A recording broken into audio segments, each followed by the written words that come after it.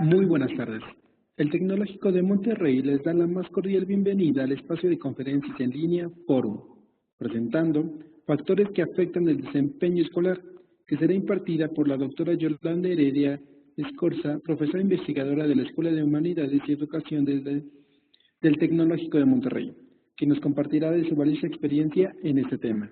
Les pedimos de favor a todos los asistentes mantengan sus micrófonos en silencio durante la exposición, que tendrá una duración de 50 minutos, y posteriormente daremos un espacio de 10 minutos para la sesión de preguntas y respuestas. Sin más preámbulo, cedo la palabra a la doctora Yolanda Heredia. Bienvenida y muchas gracias por acompañarnos.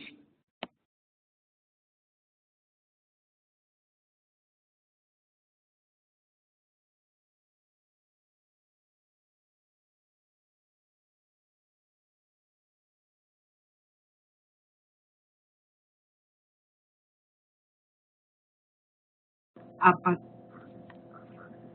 perdón, tenía yo cerrado el micrófono. Buenas tardes, me da muchísimo gusto compartir con ustedes pues este breve espacio y este tiempo limitado, porque hablar del desempeño académico, el desempeño escolar, pues es un tema que nos da para mucha ocasión de discutir. Que tengan una excelente tarde. Yo físicamente me encuentro en Monterrey y bueno, pues un saludo desde aquí para todos ustedes que estén pues en el lugar donde estén, y gracias a la tecnología podemos actualmente gozar de este tipo de charlas.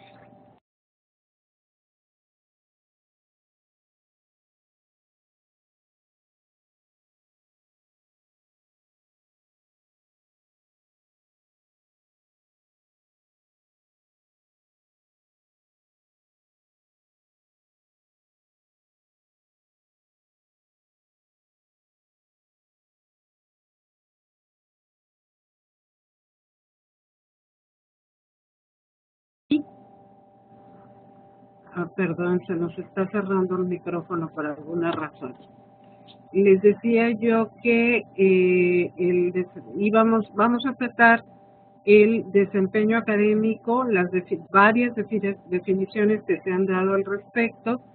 Después veremos una breve historia de la investigación, cómo se ha investigado, dónde, cuándo nació esta inquietud sobre el desempeño académico, y luego pues cuáles son los principales factores que lo afectan, los factores personales, familiares y escolares. Bien, pues vamos a empezar. ¿Qué es el desempeño académico? También lo podemos encontrar como desempeño escolar, logro, etcétera. Ahí empieza una de las dificultades con el tema, que pareciera ser que hay varias formas de nombrar.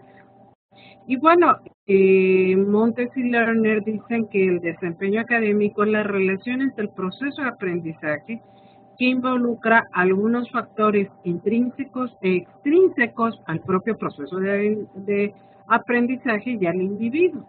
Y el producto que se deriva de él está expresado en valores, pues de alguna manera predeterminados por el contexto sociocultural, y como las acciones, decisiones del sujeto en relación con el conocimiento que se espera que obtenga de dicho proceso. Esta es una definición un poco complicada, pero ya nos empieza a llevar al centro de la esencia. El proceso de enseñanza, el desempeño académico está relacionado con el proceso de aprendizaje. Hay factores aparentemente tanto intrínsecos y extrínsecos con el aprendiz, y en medio de un contexto sociocultural que en este caso llamamos por la escuela, la relación entre el alumno, el profesor, el alumno y el contenido, y sobre todo es el producto, es aquello que se logra después del proceso de enseñanza-aprendizaje. Según Figueroa, el desempeño académico es el producto de la asimilación del contenido de los programas de estudio expresado en calificaciones dentro de una escala convencional. Figueroa ya como que nos da puntos muy claros sobre lo que es el desempeño, y pues habla de esta asimilación del contenido, habla de que hay un programa de estudio y que además este es expresado en una escala relativamente convencional de calificación. Para Navarro, el desempeño académico no solamente se trata de los conocimientos adquiridos, sino cómo los alumnos son capaces de asimilar esos contenidos y darle una utilidad en el momento en que se presenta una situación específica de dichos contenidos. Y esta definición es un poquito más amplia, porque no solamente es el contenido que se ha adquirido o el conocimiento, sino además la transferencia, la aplicación que se puede hacer sobre esos conocimientos.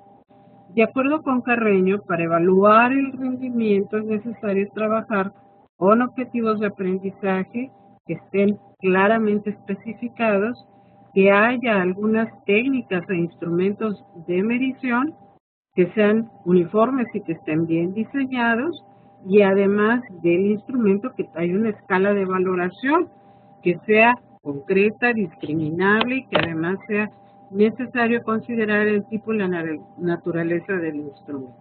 Pero aquí prácticamente Carreño se está yendo más a cómo medimos, cómo evaluamos, cómo damos un criterio en relación a ese rendimiento. Y en este caso, si ustedes nos detenemos un poquito a pensar, estas definiciones sobre desempeño académico están ya un poquito obsoletas. ¿Obsoletas en qué sentido?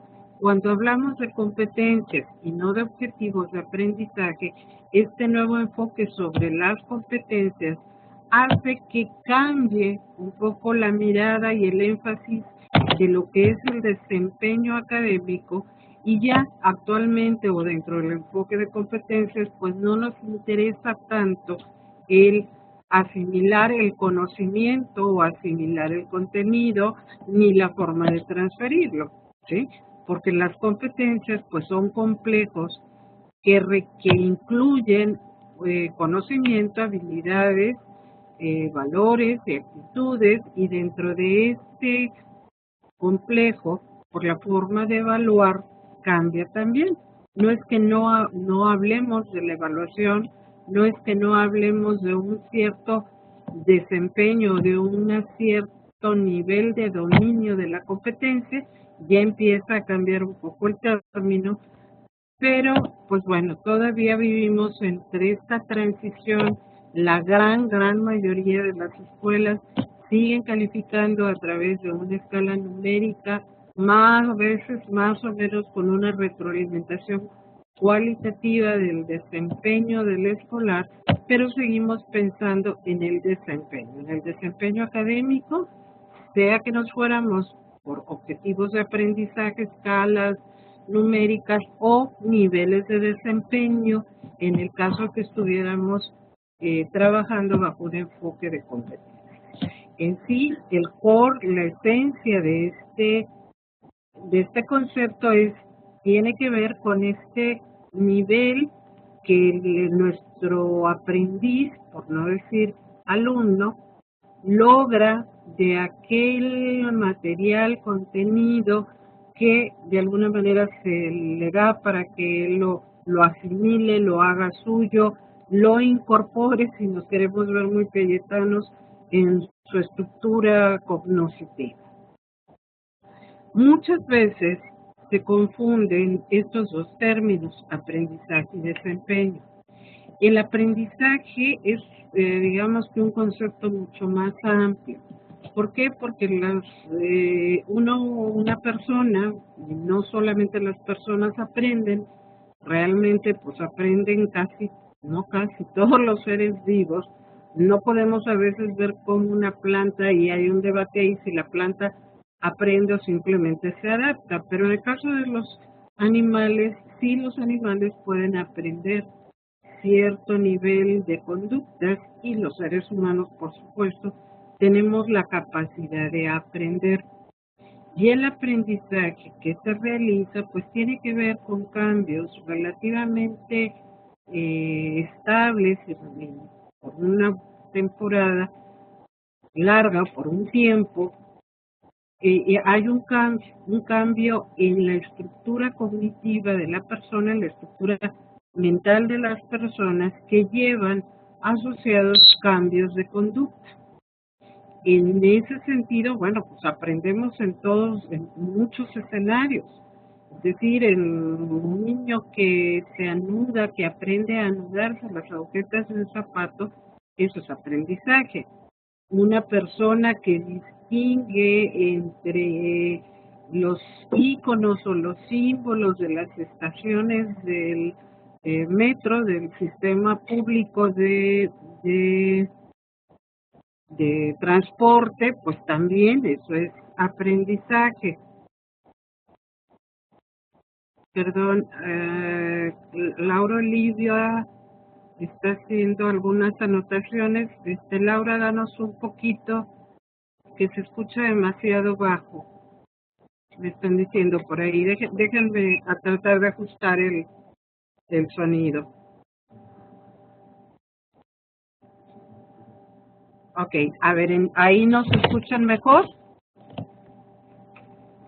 Bueno, vamos a seguir. Entonces, el aprendizaje, les decía, es un constructo, un concepto más amplio. Una persona, para no irnos más lejos, puede aprender en todos los contextos prácticamente de la vida, en la calle, en la casa, o sea, constantemente estamos aprendiendo cosas, procesos, conceptos nuevos a lo largo de nuestra vida. Por lo tanto, el aprendizaje es más amplio. Cuando hablamos de desempeño, entonces sí, estamos acotando.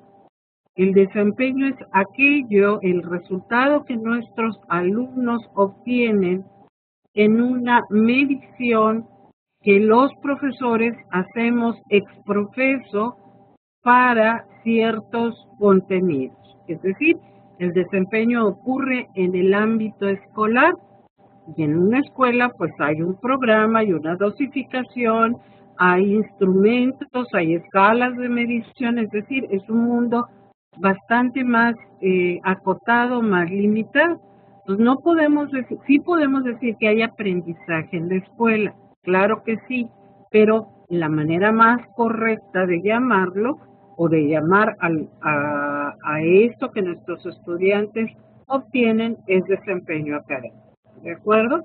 Creo que esta distinción es importante porque el aprendizaje pues es realmente mucho más amplio, no está solamente acotado a las escuelas, es algo que ocurre en cualquier ámbito, es algo para que lo cual las personas pues prácticamente tenemos la capacidad desde que estamos en el vientre de nuestra mamá hasta el último día de nuestra existencia tenemos la capacidad de aprender, y el aprendizaje es ese cambio relativamente permanente en la estructura cognitiva que nos lleva a cambios en la conducta. El concepto es más amplio, desempeño es acotado al producto que obtienen los estudiantes en una serie de mediciones que establecemos los profesores de manera ex profeso para ciertas situaciones.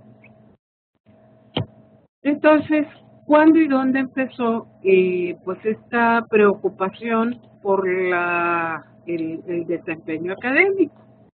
Y prácticamente ya se han acumulado varias décadas.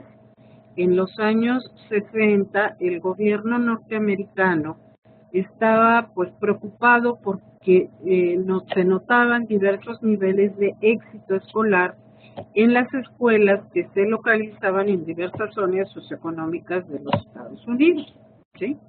Así también como la eficiencia en el uso de los recursos en cada contexto. Es decir, ¿qué es lo que se estaba notando? Que había escuelas que tenían obviamente un mayor o menor gasto por alumno y que esas escuelas tenían éxito, relativamente éxito, porque los estudiantes no lograban los estándares o había diferencia entre ellos. Así es que en 1965 se le pide a James Coleman llevar a cabo un estudio de grandes proporciones, la verdad es que fue un estudio muy amplio, que buscaba los factores que se podían relacionar con el desempeño académico, ¿sí? A este estudio se le conoce como el reporte Coleman y realmente recibió pues muchísimo dinero para que pudiera desplegar, imagínense la cantidad de ambientes socioculturales, de escuelas que puede haber a lo largo de los Estados Unidos. Entonces, en esta investigación, Coleman, que es su fotografía que vemos aquí, se dedicó a visitar escuelas grandes y chicas en zonas urbanas, rurales, en los suburbios, que tenían mezclas raciales, que tenían menos mezclas raciales, es decir, hicieron una colecta de información en escuelas pues de todo tipo, de todo tamaño, para poder tener una muestra representativa, ¿sí? Ellos, en este estudio, Coleman consideraba una serie de características escolares que previamente él pensaba que contribuían a la calidad de la educación. Y aquí empezamos a ver que hay como dos grandes vertientes en el reporte Coleman. Por un lado, qué factores se relacionaban con el desempeño, y por el otro lado, la calidad educativa.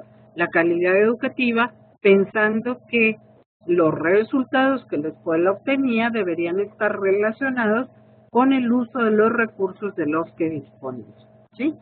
Entonces, Coleman pensaba que el nivel académico de los maestros, el gasto por alumno, los materiales que se utilizaban para la enseñanza, que son los instruccionales, las condiciones, las instalaciones del edificio, el tamaño de la escuela, la mezcla racial, eran pues de los factores que más podían ser relacionados, que más correlacionaban con el desempeño académico, o que bien podían explicar una mayor varianza. Esta variación se debían a estos factores. Y bueno, después de les digo, de una colecta de datos muy grande y de varios meses de análisis, el estudio encontró que las variables relativas a la escuela tenían poca o ninguna relación con el desempeño de los estudiantes. Los resultados en pruebas estandarizadas, en esta época se aplicaban pruebas estandarizadas. Recuerden que la administración escolar es diferente de la administración en México. En Estados Unidos no hay un currículum único, sino que cada estado puede, o sea, hay estándares, hay criterios nacionales, pero es lo único que hay nacional. Cada estado y dentro de cada estado, cada zona escolar o cada zona escolar puede hacer ajustes, modificaciones de acuerdo a lo que le parezca más relevante. No es una administración centralizada, sino más bien descentralizada, y por eso pues sí existían las pruebas estandarizadas como para corroborar o comprobar que todos llegaban al mismo o a un nivel mínimo a través de las pruebas estandarizadas en los indicadores. Entonces, los resultados en las pruebas estandarizadas, que fueron la medida que ellos tomaron para el desempeño académico, no eran afectados por la escolaridad de los profesores, ni por el gasto por alumno, ni los materiales de instrucción o el currículum que se estuviera siguiendo. En su lugar, resultó que las variables que sí presentaban una fuerte correlación con el desempeño eran las que correspondían a los antecedentes socioeconómicos de los alumnos. Cuando la escuela estaba compuesta por alumnos que provenían de hogares de bajos ingresos, estos chicos que venían de hogares con bajos ingresos no alcanzaban un desempeño alto, mientras que los que sí venían de un nivel sociocultural más alto, pues sí lograban mejores desempeños. Coleman concluyó que la variable que más fuertemente correlacionaba con el desempeño del estudiante era el nivel socioeconómico de sus padres. Y esta variable, lo más triste, es que estaba totalmente fuera del control de la escuela.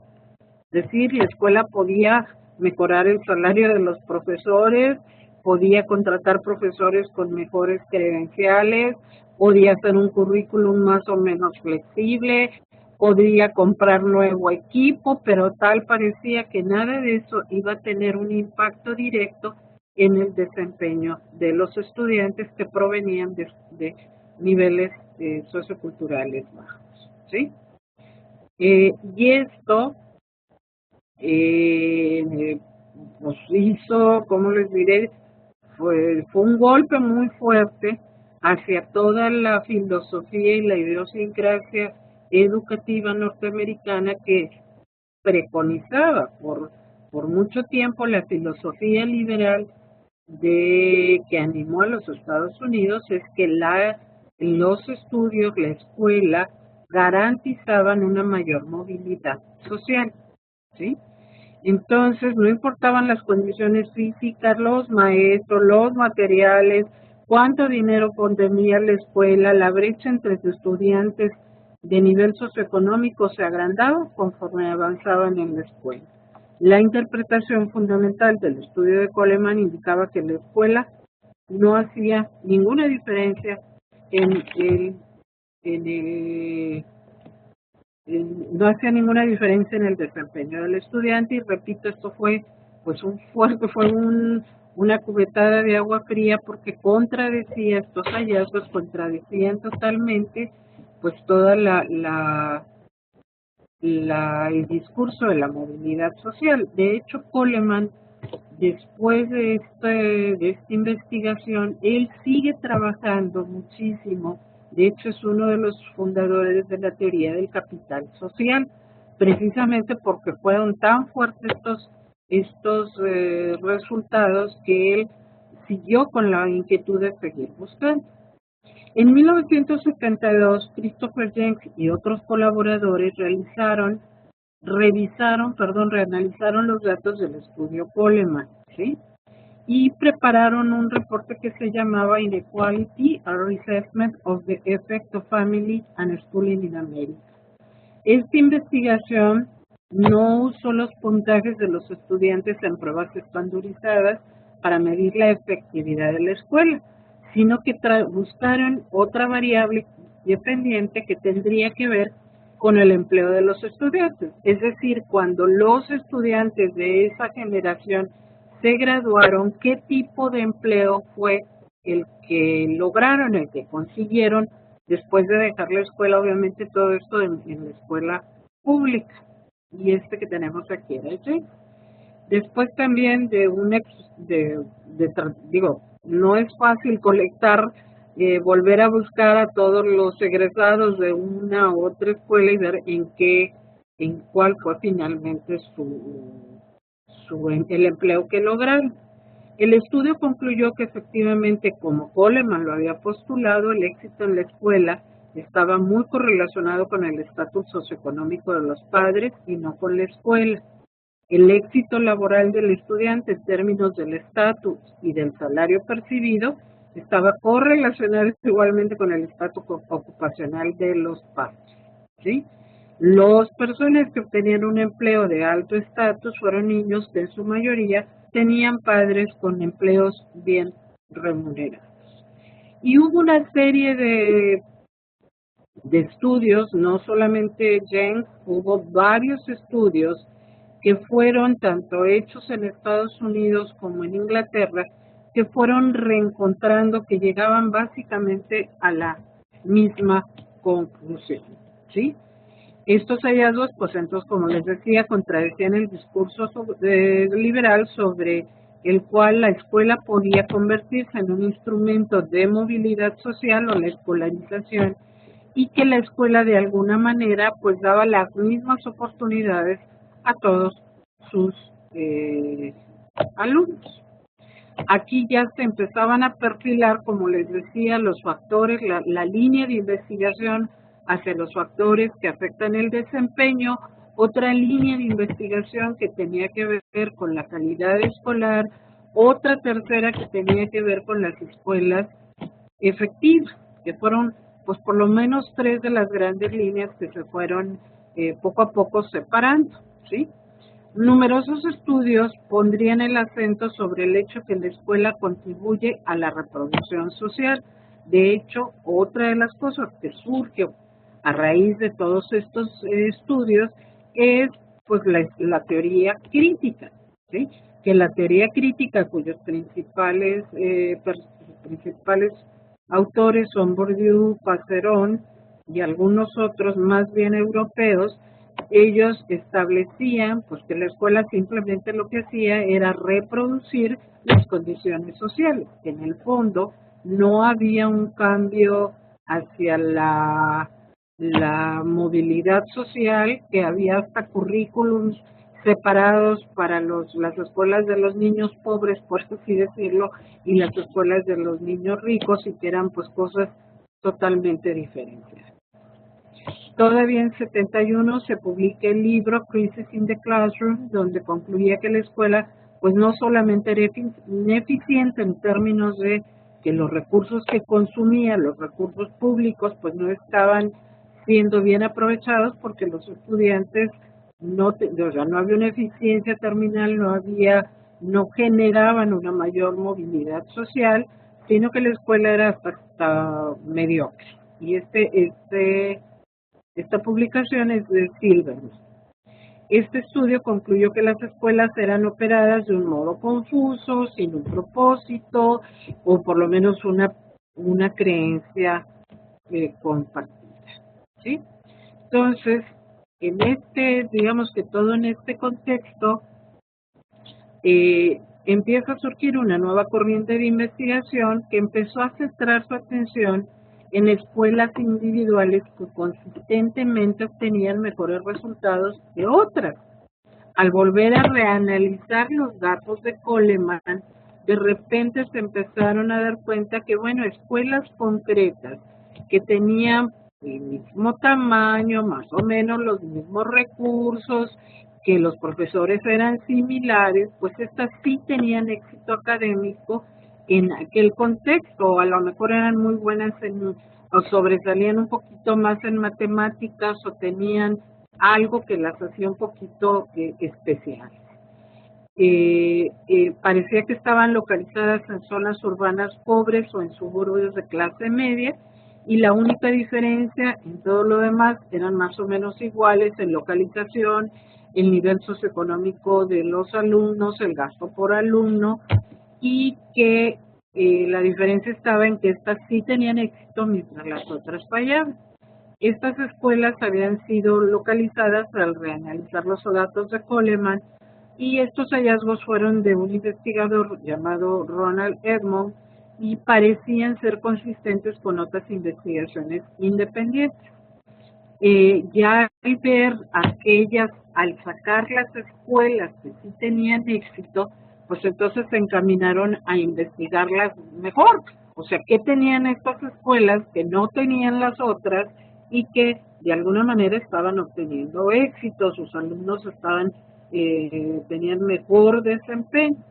Y estas escuelas se encontró que tenían maestros con una idea clara, o sea, estaban mucho más orientados a la promoción del desempeño, tenían un propósito colectivo hacia un propósito en común, ¿sí?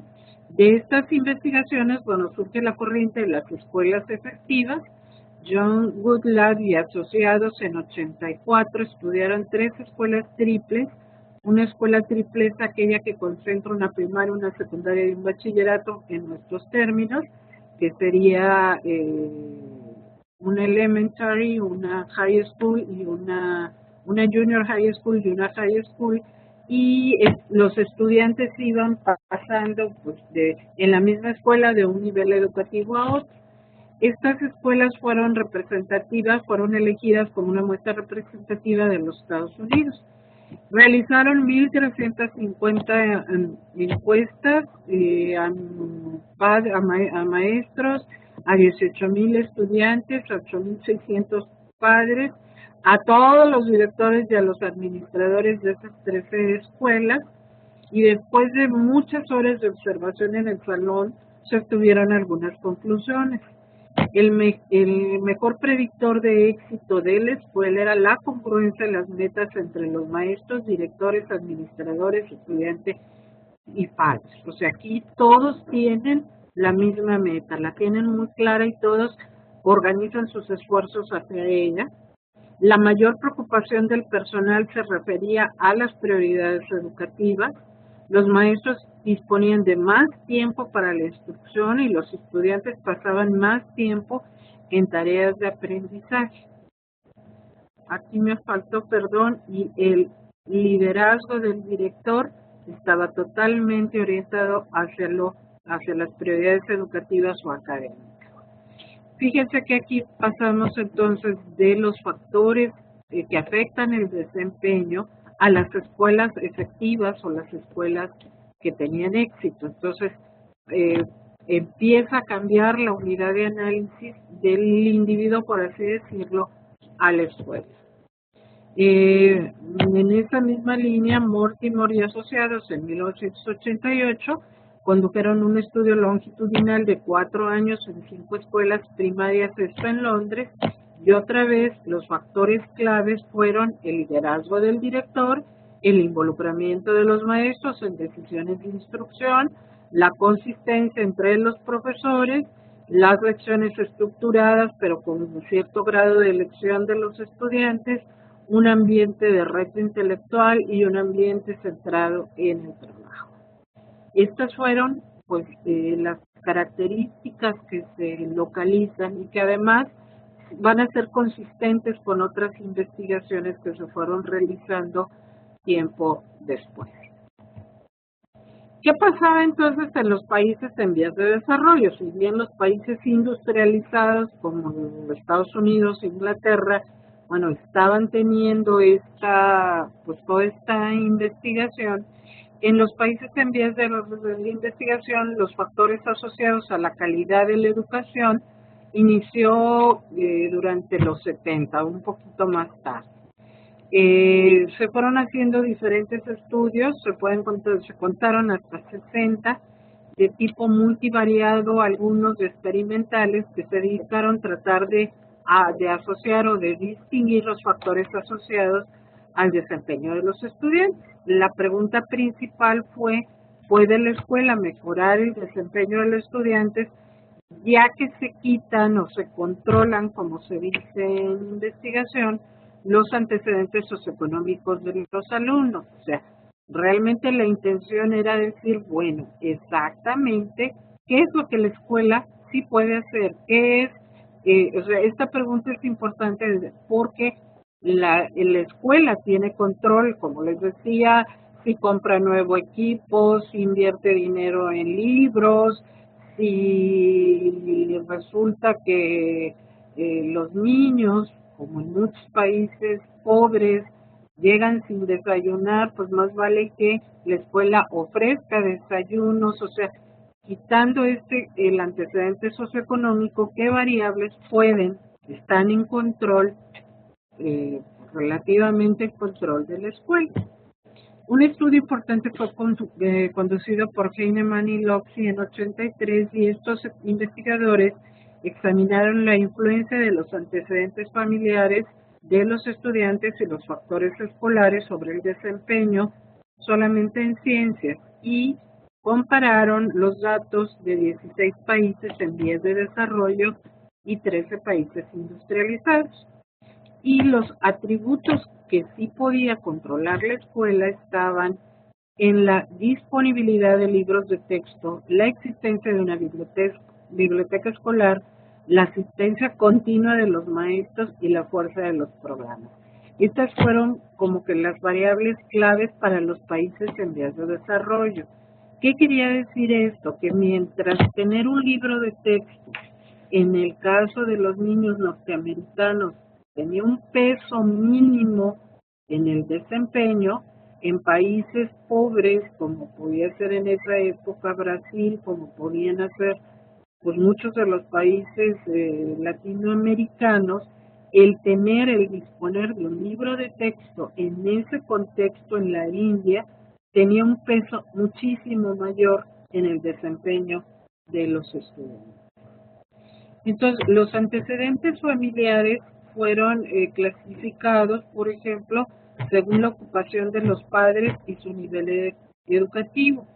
Se relacionaron con los puntajes sostenidos por los estudiantes en pruebas estandarizadas en ciencias, es decir, la ocupación y el ingreso de los padres, la ocupación, el ingreso y el nivel de escolaridad. Este estudio estableció que para los países industrializados los factores escolares explicaban una porción muy pequeña de la variación en el desempeño escolar una vez que los antecedentes familiares se ven encontrados. En cambio, para los países en vía de desarrollo, los factores escolares podían explicar una proporción significativa de la varianza del desempeño. Entonces, por ejemplo, el 27% de la varianza del desempeño era explicada por factores escolares en las escuelas del este de la India, mientras que la clase social pues solamente explicaba el 3% en promedio en los países industrializados.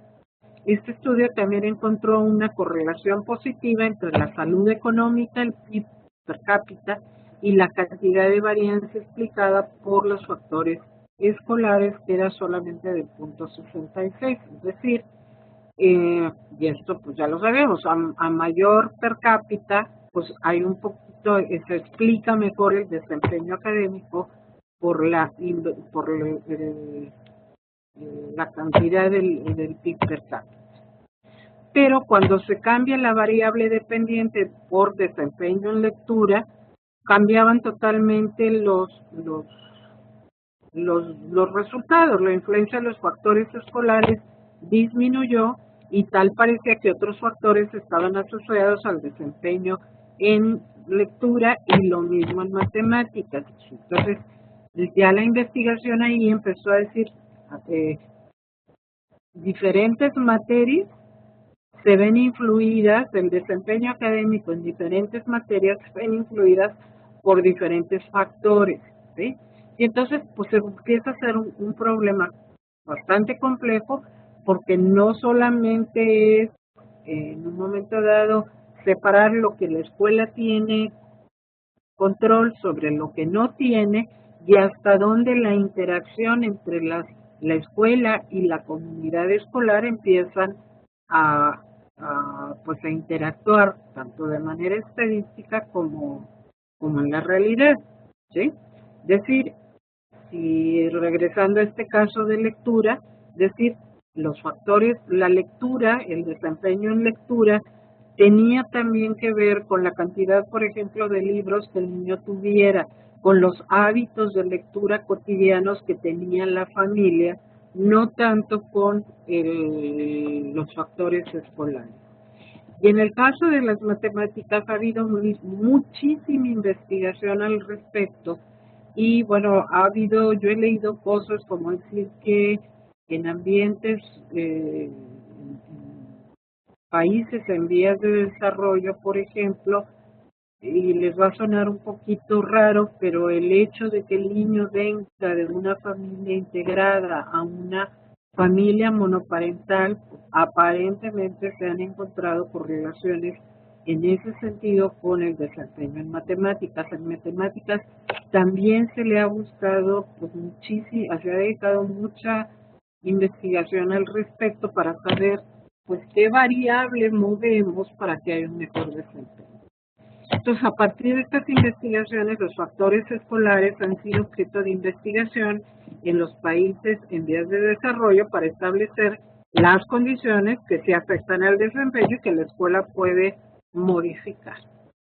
Entonces, bueno, después de estas prácticamente dos y hasta 3 décadas, se empezó a separar, y hasta el momento actual, que existen como 3 grandes factores asociados al desempeño académico, y que además estos interactúan entre sí. O sea, no es que sea así tan limpio. Les platico brevemente que 5 minutos me quedan. Ay, perdón, es que a mí el tema me pasó. ¿Cuáles son estos factores? Los factores personales, familiares y los factores escolares.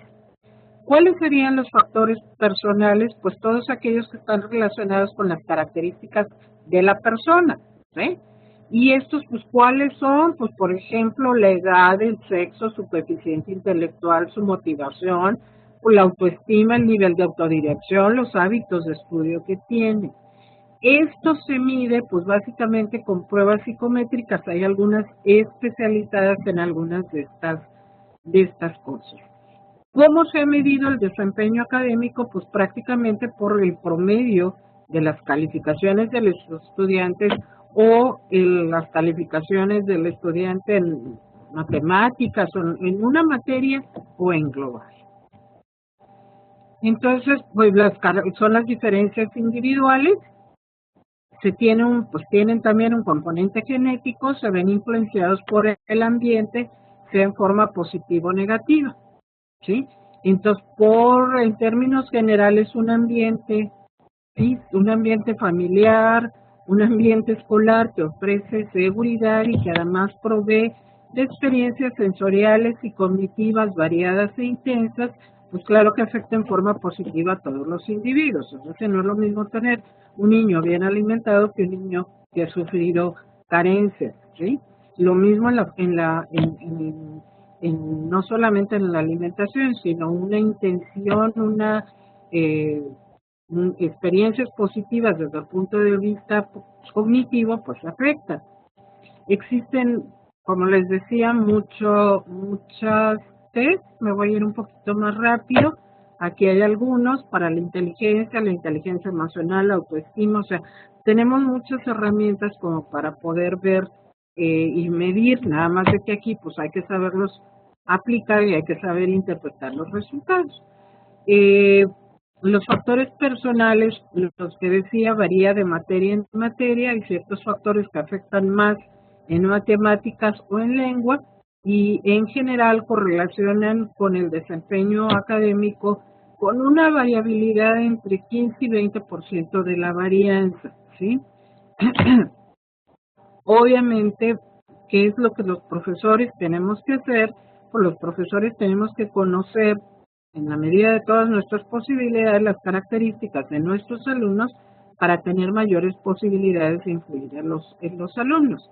Nuestras dos maestrías, bueno, dedicamos una buena parte del tiempo pues a conocer un poquito más de estos factores, de conocer técnicas y formas que nos ayudan a conocer a nuestros estudiantes y obviamente a plantear ambientes escolares y áulicos que puedan ser enriquecidos con experiencias, con materiales, con un ambiente de calidez emocional que tengan un efecto positivo. Es decir, obviamente el maestro es una fuente de calidad emocional, de calidez, de experiencias, de mejores prácticas, y eso, pues, digo, los profesores lo vamos perfeccionando a la medida en que nos preparamos más para la práctica docente. Los factores familiares, bueno, pues son aquellos, como su nombre lo dice, que están relacionados con la familia y con el ambiente sociocultural. ¿Cuáles? Pues la escolaridad de los padres, la estructura de la familia, la ocupación e ingreso familiar, la expectativa de los padres sobre hasta dónde va la escolarización de los hijos, el estilo de crianza, la dinámica familiar, el apoyo de casa con la tarea, ¿sí? ¿Cómo lo investigamos o cómo se ha? Pues a través de entrevistas con los padres de familia, a través de cuestionarios, a través de visitas a la casa o al ambiente que rodea a los estudiantes y pues obviamente esto puede afectar de manera positiva o negativa.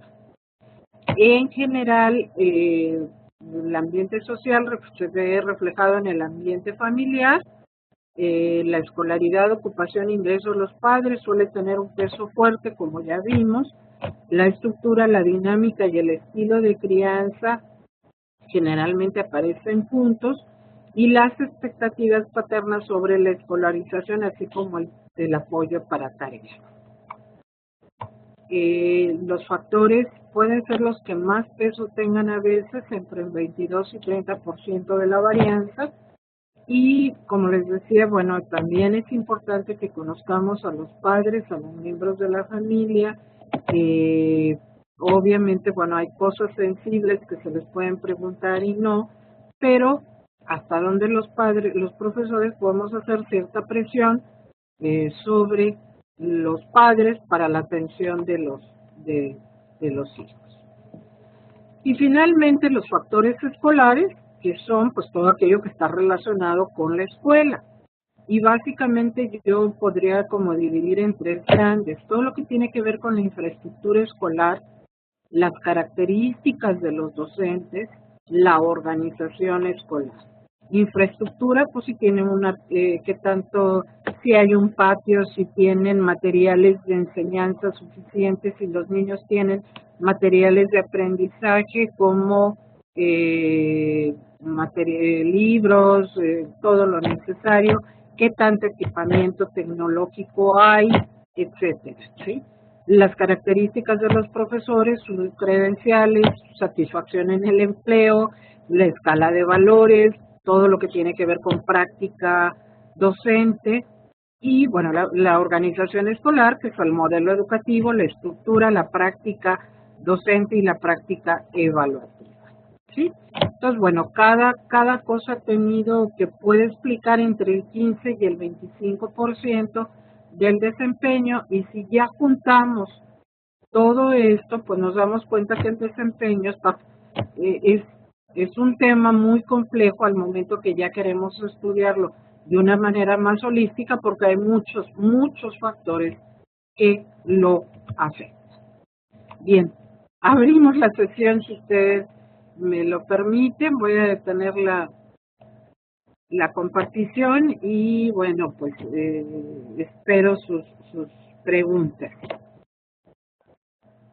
Muchas gracias a la doctora Yolanda Heredia por su interesante exposición. A continuación daremos inicio a la sesión de preguntas y respuestas. Ya tenemos algunas y vamos con la primera, que nos dice: ¿cómo incluir a los alumnos con alguna capacidad diferente en las escuelas cuando los mismos padres de familia se oponen a que esos alumnos estén en el mismo salón? Que caray, esa no es precisamente una pregunta de desempeño escolar, pero lo que yo te diría es que es todo un reto, porque ahí vas en contra del padre de familia, y es todo un reto porque tampoco los profesores regulares a veces tienen las herramientas suficientes y necesarias para atender, para adecuar el currículum a estos chiquitos, ¿sí? Evidentemente no se pueden hacer a un lado, no. Creo que requieren de un esfuerzo, además es un esfuerzo especial que el profesor tendría que hacer, y más si no tiene algún apoyo que acompañe al niño y que le ayude a hacer ese cambio, ese ajuste curricular, pues a las necesidades de los pequeños. Pero bueno, eso es lo que podría yo comentar, ¿verdad? Sí cuesta el trabajo. Muchas gracias. Vamos con la siguiente, que nos dice: ¿desempeño escolar tiene que ver algo con rendimiento escolar? Pues se utilizan como sinónimos, ¿sí? Se le han utilizado exactamente como si uno y otro fueran exactamente lo mismo, y en términos generales sí son lo mismo.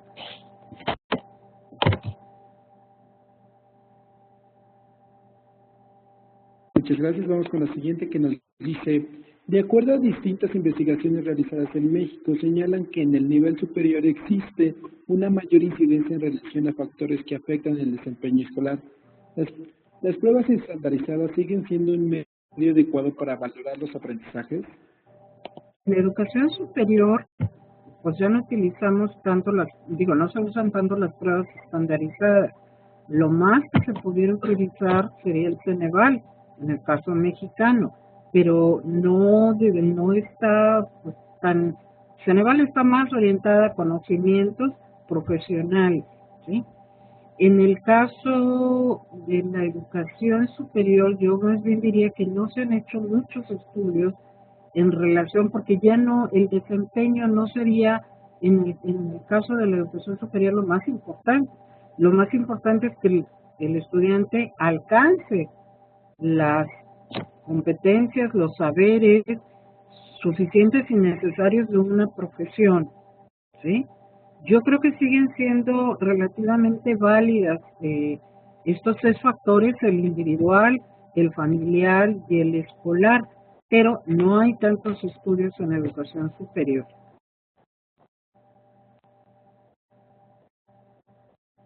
Con la siguiente, que nos dice: ¿cómo mejorar el desempeño escolar en las ciencias sociales, en específico en la materia de historia?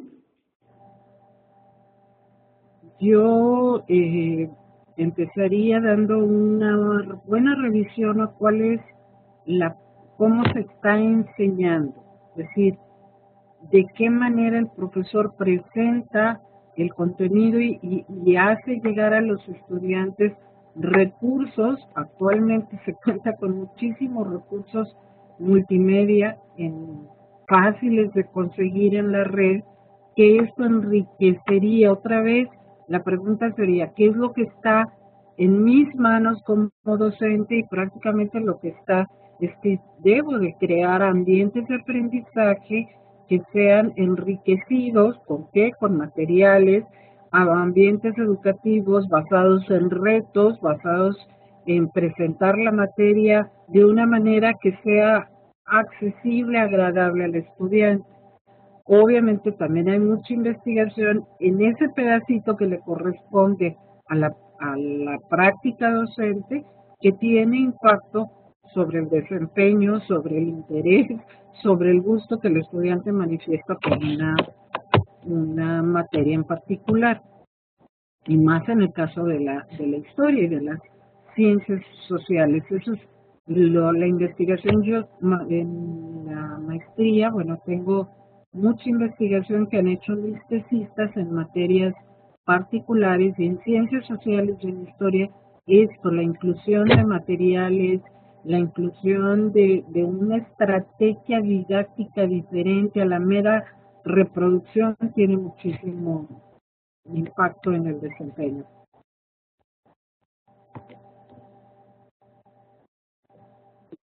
Que nos dice: ¿qué tiempo de apoyo extra considera debe ser atendido un niño para mejorar su desempeño escolar? A ver, no te entendí bien la pregunta, Daniel, si me haces favor de repetirla. Sí, nos dice: ¿qué tiempo de apoyo extra considera que en el que debe ser atendido un niño para mejorar su desempeño escolar? Lo primero que yo diría es hacer un diagnóstico de cuáles son las condiciones de ese niño en particular, ¿sí? Es decir, dónde está, cuál es el nivel, qué tiene, qué no tiene, como para poder dictaminar o poder decir, pues requiere de tal o cual apoyo. Obviamente, lo que decía yo, conocer al estudiante de manera muy concreta, si ve bien, si escucha bien. Digo, estoy pensando en el caso de niños, si tiene las bases suficientes, si comprende lo que lee. O sea, hay muchos factores. Yo, antes de decir qué tipo de apoyo, primero hay que hacer una buena valoración de cuál es esta personita que tiene y que no tiene, para poder después determinar un tipo de apoyo.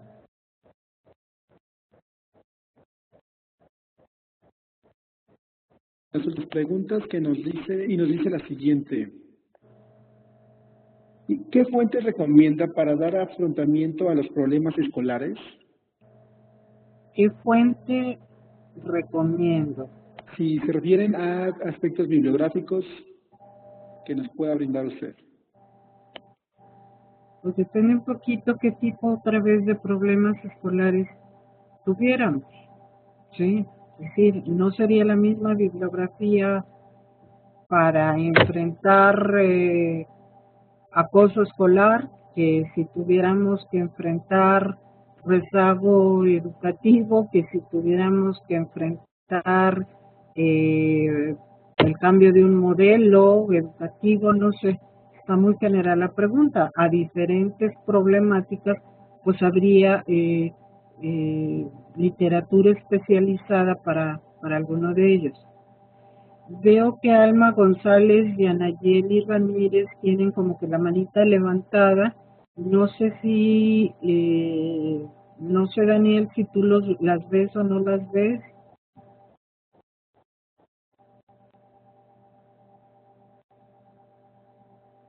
Pero sí veo que están con la mano levantada, pero no han hecho alguna pregunta en este momento.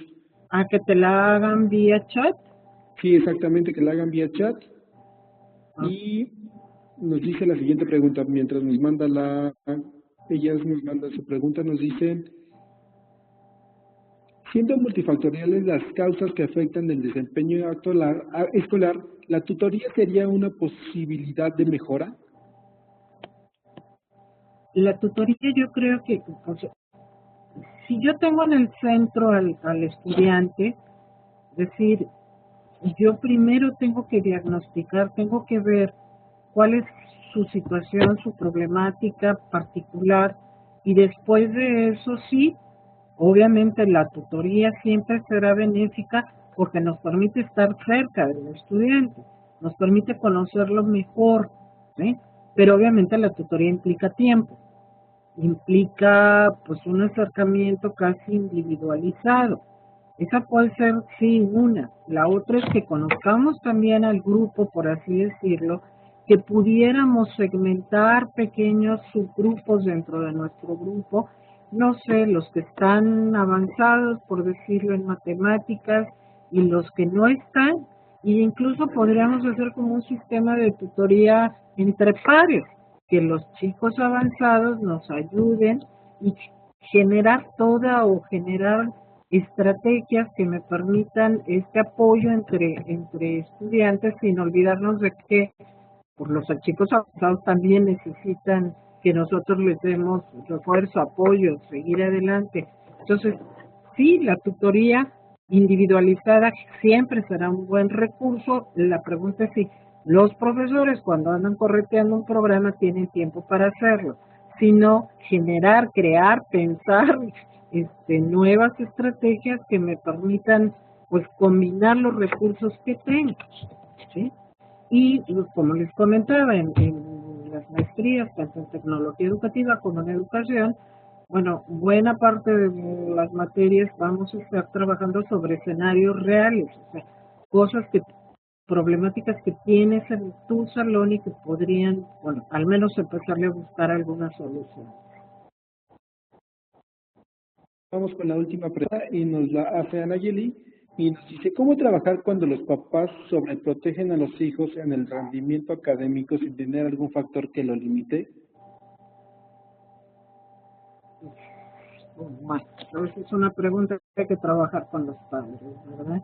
Yo creo que cuando a un padre de familia yo le muestro claramente que su niño está en este punto en relación con el grupo y el padre de familia solamente tiene a sus hijos para ver y establecer un parámetro, ¿sí?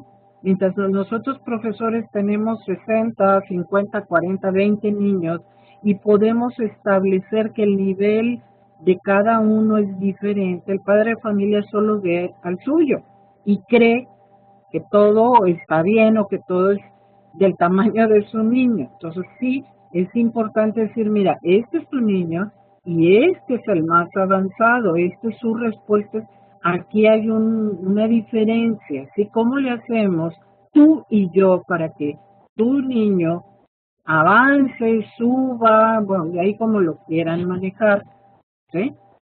Entonces, si le damos al papá elementos de juicio para identificar cuál es el punto, el nivel de su niño, puede ser que tenga mejores elementos de juicio, ¿sí?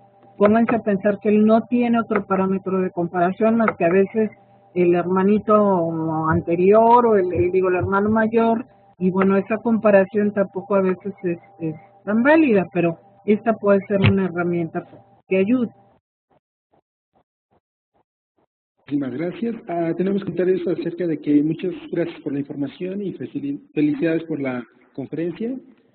Y bueno, agradecemos de nueva cuenta a la profesora investigadora de la Escuela de Humanidades y Educación del Tecnológico de Monterrey, la doctora Yolanda Heredia, por su valiosa participación en el foro, y a cada uno de los asistentes por su atención a esta conferencia. Esperamos haya sido de su especial interés. Los invitamos a estar pendientes de nuestros próximos eventos. Les recordamos que la grabación de esta conferencia se les hará llegar a su correo en un par de días. Que tengan una excelente noche. Hasta pronto. Hasta pronto y buenas noches.